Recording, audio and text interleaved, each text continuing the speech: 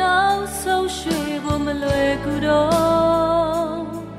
လာမယ့်နေ့ရက်တွေရောက်ရင်ဒီနေ့လို့ကဘာကြီးတဲ့မျောလင်းမဲ့အသက်ရှင်အောင်မလား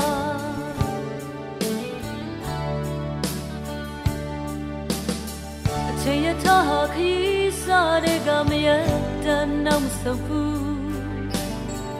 ဝိညာဉ်သက်ကိုတရားနောက်ဆုံးဖို့မလွယ်ကူတော့